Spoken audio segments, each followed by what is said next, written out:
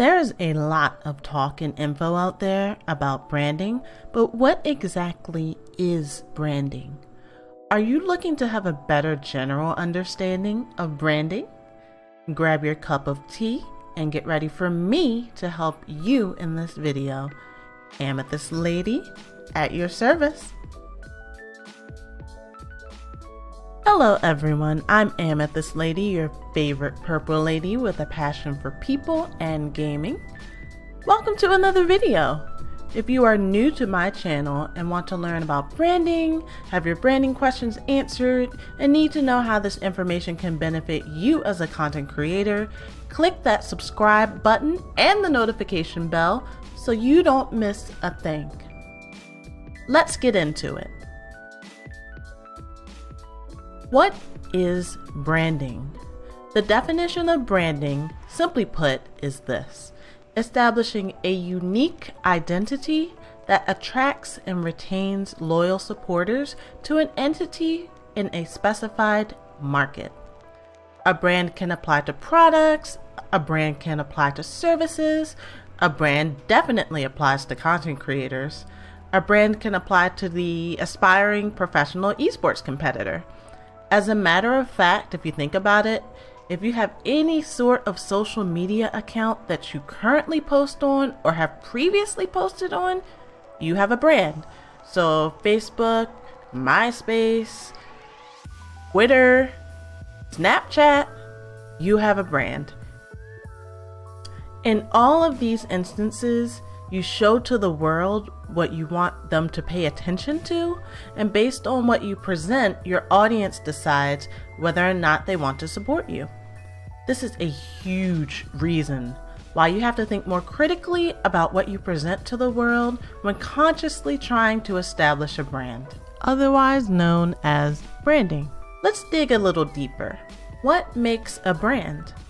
There are a number of elements that make up a brand. We'll just do 3 general categories for now, but expect more in-depth info in future videos. There are visual design elements, distinctive features of the target entity, and experiences related to the target entity. Allow me to go a bit deeper into even those categories.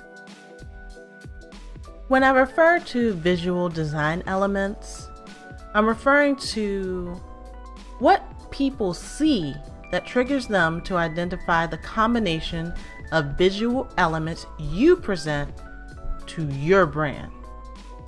So examples include your logo, the colors you use, and even the typography you use.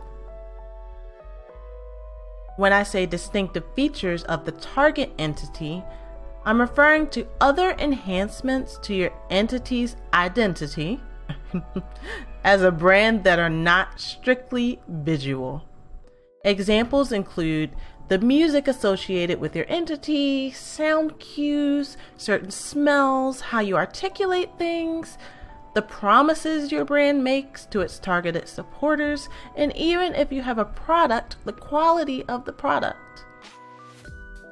And finally, when I mention experiences related to the target entity, okay, so this is a bit more lofty, but you can think of this as what types of connections are being built and cultivated. When people interact with the center of your brand, which is your brand entity, what would people say about it? What types of comments, be it positive or negative, are floating around about that entity?